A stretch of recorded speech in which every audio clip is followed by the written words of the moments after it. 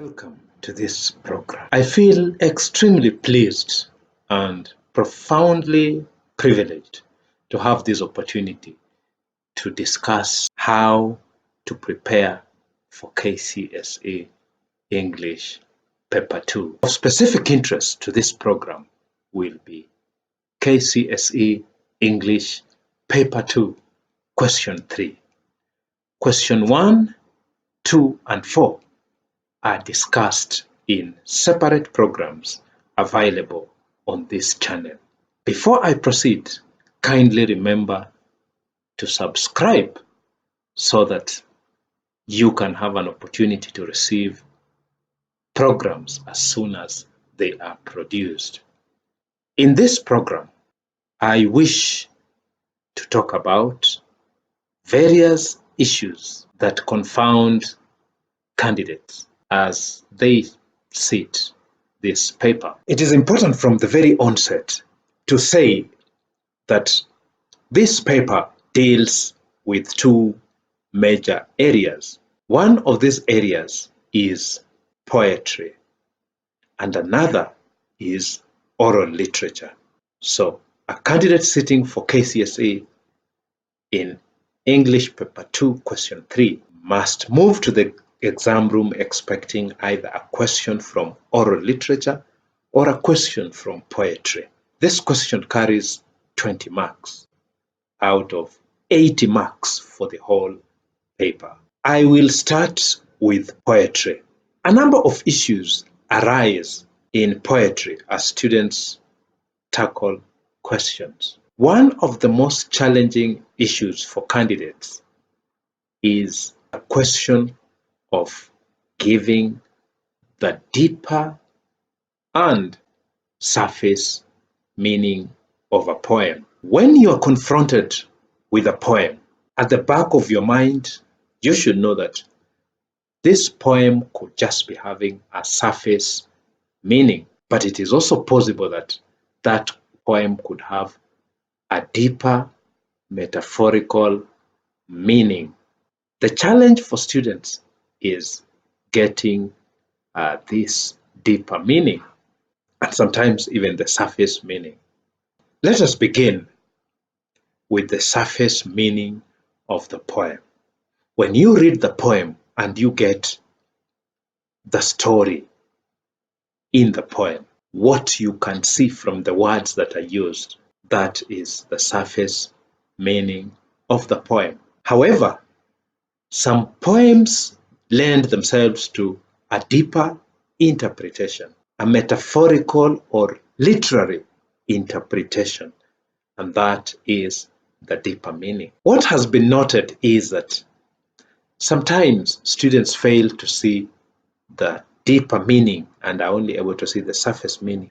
At other times, some students are able to see a deeper meaning where none exists, and therefore they end up with very crazy interpretations in the name of finding a deeper meaning for a poem. A deeper meaning should be sustained throughout the poem and can be supported by evidence from the words used, from the symbols in the poem, from the metaphors in the poem. And let us start, for example, with a very popular poem used in many schools, Building the Nation. I will try to say a few lines from that poem, and definitely you'll see that that is a poem that does not have any other meaning other than what you see. Building the nation. Today, I did my share in building the nation. I drove a permanent secretary to an important and urgent function. In fact, to a luncheon at the Vic. The menu reflected its importance. And so the poem goes on. Cold, bell, beer, coffee to keep the PS awake on the return journey. Suddenly, as if to keep awake, the PS asked, Mwananchi, did you have any lunch? Then the poem ends. So, two nation builders arrived home this evening with terrible stomach pains, the result of building the nation different ways. Whether it is a song or an oral narrative or an oral poem, one other question will be a question on the themes in these items. Candidates had better be aware of some of the following themes, which are quite common in oral literature: greed, disobedience, jealousy, betrayal, trickery, dishonesty, hypocrisy, pride, hatred, gullibility. Two roads diverged in a yellow wood, and sorry, I could not travel both. And being one traveler, long I stood and looked down one as far as I could to where it burned in the undergrowth, then took the other just as fair, and perhaps having it was grassy and wanted wear. Though as for that passing there had worn them really about the same, and both that morning equally lay in leaves no step had trodden black. I kept the first for another day, yet knowing how way leads to way, I doubted if I should ever come back. I shall be telling these with a sigh. Somewhere ages hence, two roads diverged in a yellow wood, and I took the one less traveled by, and that has made all the difference.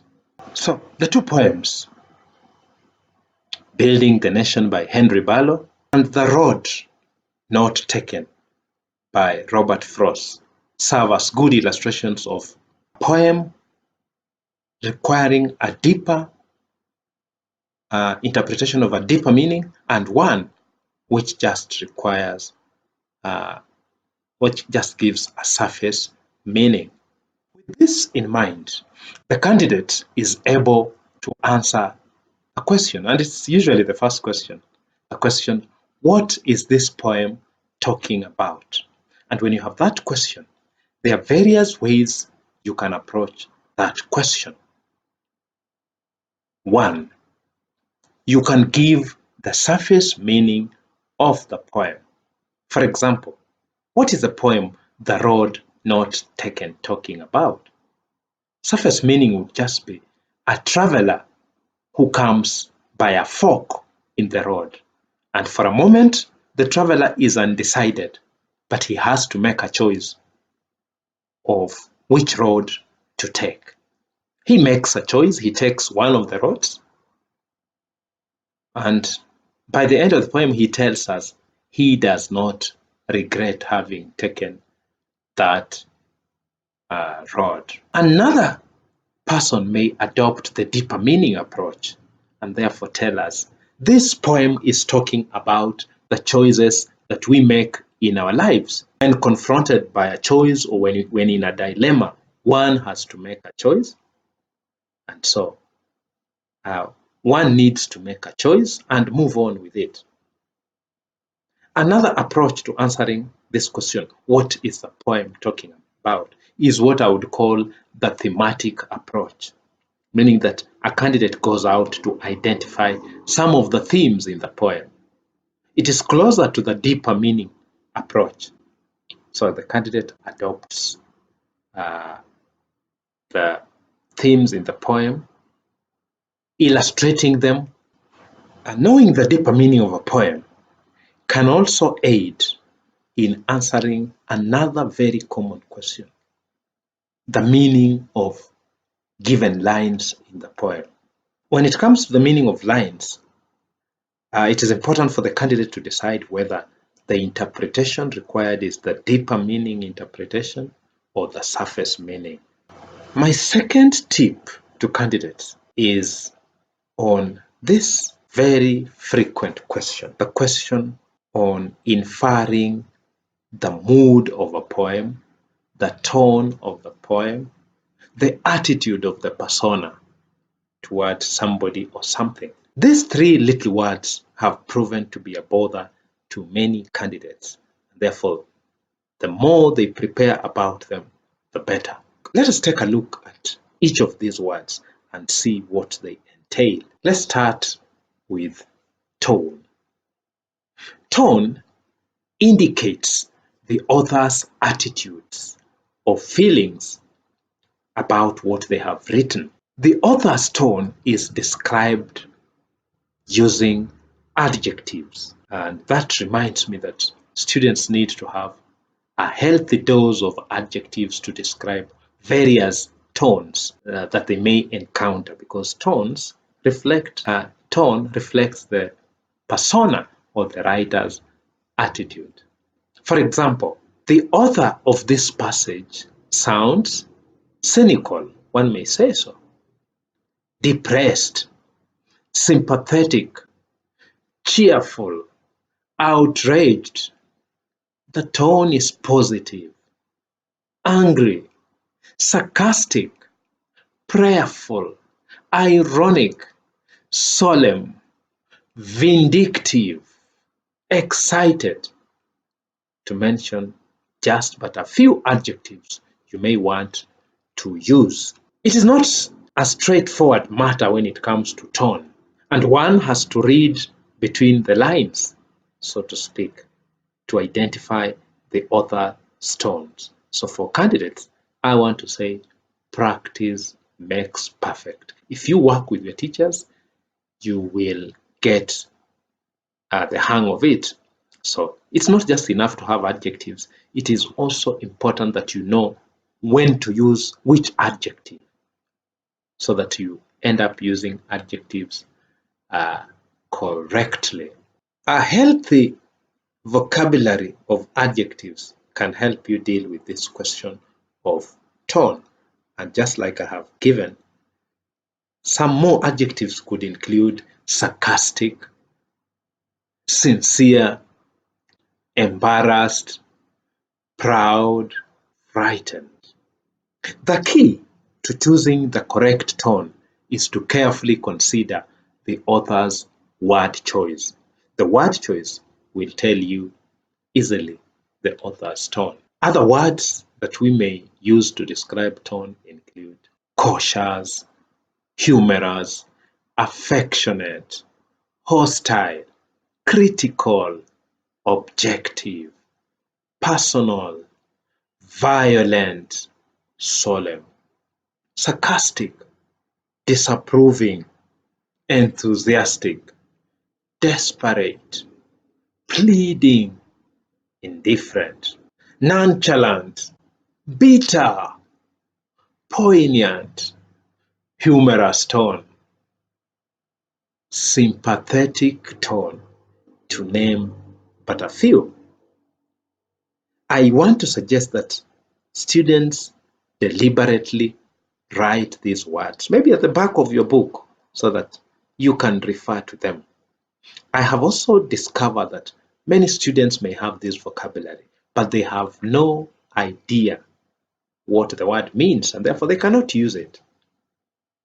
A student may have heard the adjective condescending, but without knowing what it means, you cannot apply it to any attitude that you detect from a persona.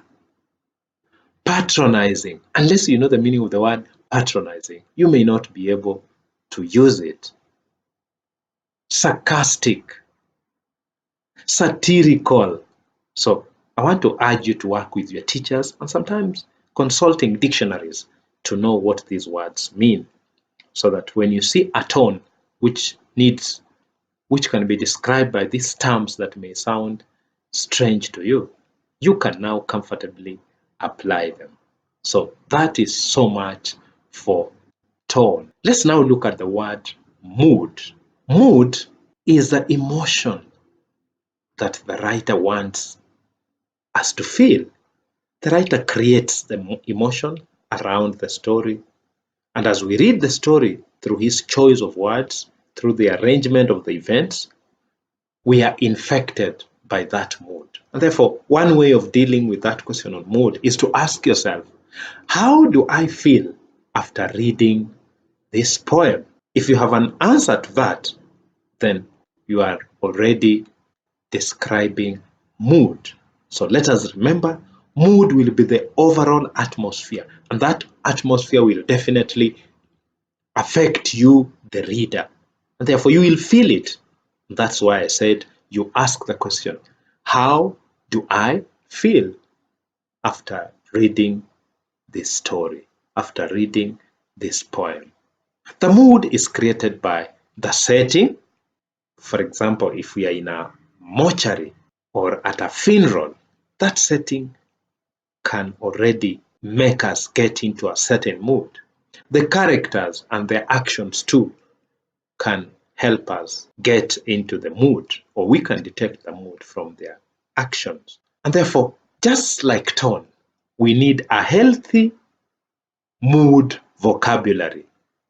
By that I mean vocabulary that can aid us in describing various moods that characters or personas or poems may have. And therefore, words like cheerful come to mind, gloomy, sad, uncertain, relaxed, lazy, hopeless, tense, eerie, angry, disappointed. Personally, songs have a way of infecting me with the various moods, with their various modes. Some songs make me shed tears, while others make me smile, and others make me happy. Attitude, on the other hand, reveals our outlook. This is how we look at things, our feelings towards someone or something. What do we think about them? What do we feel about them? That is the attitude we have towards them. Most of the time, we reveal our feelings or our attitude through tone. Whether it be in writing or in speaking, our tone always reveals our attitudes. So just like I have talked about mood and tone, a candidate needs a healthy attitude vocabulary. You need a long list of words that can help you whenever you wish to talk about attitude. Luckily, the same list you used for tone can come in handy when you need to talk about attitude, because, as we said, our tone always reveals our attitude.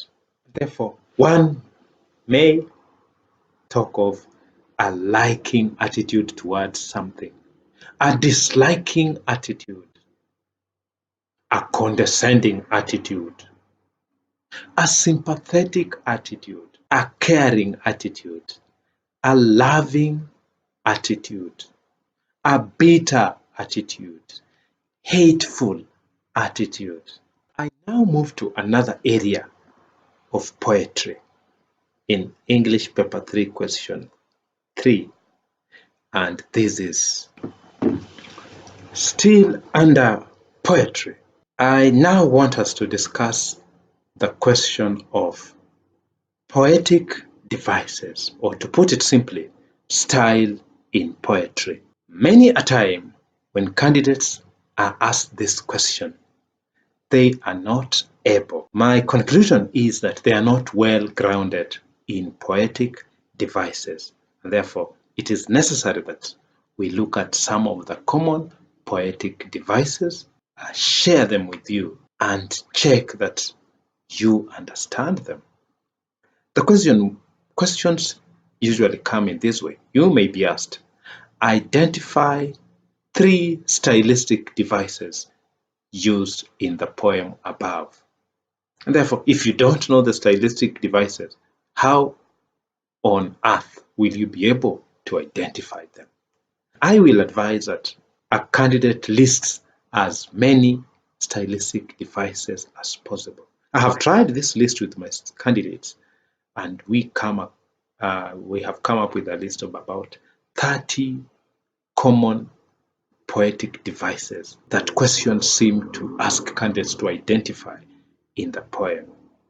The list is long and maybe not fit for this program, but my advice would be that go ahead, make your own list, try to understand each and every item on that list and how it can be illustrated. That will be the only way you can answer the question that asks you to identify various stylistic devices in a poem.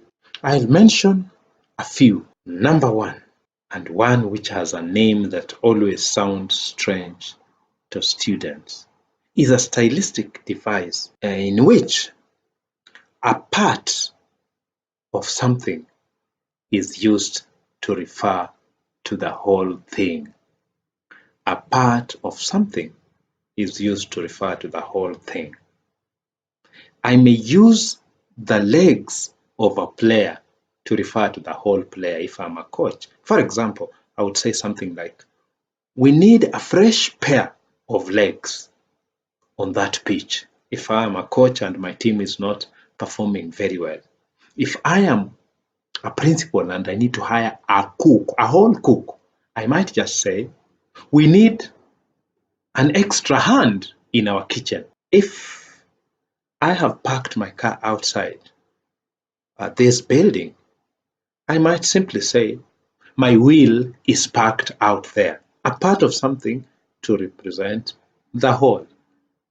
This is called synecdoche. The reverse is also true of synecdoche. The whole thing may be used to refer to only a part of it. Another example of synecdoche could be something like, the best brains in the country have left for greener pastures abroad. Take note of best brains. As I stood to speak, I saw 1,000 pairs of eyes staring at me. So did I mean people or eyes? Bang! The starter's gun went, and then the sprint began. The wind howls, the trees sway, the loose housetop sheets clatter and clang. The open window shuts with a bang. In this poem, you may have noted that I have used certain words that seem to imitate the sounds associated with the activity or object that I was referring to. In the poem A Sudden Storm, I say the wind howls. So the word howl is associated with the actual sound of howling. Sway is a word associated with swaying itself. Bang is similar to the sound of banging something. Clattering would be the sound that the iron sheets which are loose on the roof would make. This is onomatopoeia. Onomatopoeia refers to a technique whereby words imitate sound or movement of objects. Sound. Imagery. This is descriptive writing that appeals to the senses, the sense of sight, the sense of taste, touch, smell, and hearing. When a writer uses imagery, the descriptive writing helps to create a picture or image in your mind, what we can call a mental image. The hot July sun cast an orange glare over the ocean waves. We can already picture in our minds the orange glare over the ocean waves. This is imagery. Hyperbole. My backpack weighs a ton. Surely a backpack can never weigh a ton. But when someone says, my backpack weighs a ton, then straight away we understand that what he simply means is the backpack is heavy. The wolf was 100 feet high. A wolf 100 feet high? Not in this world. And yet we understand what the young lady was saying that the wolf was a big one. Other stylistic devices that we should be familiar with as we head into the exam room include alliteration, which refers to the repetition of beginning consonant sounds in the words which are in the same line of a poem. Hyperbole is a major exaggeration. We can call hyperbole overstatement. Imagery, descriptive writing that appeals to the senses. Metaphor, comparing two unlike things without using the words like or as. Metaphor is actually a direct comparison.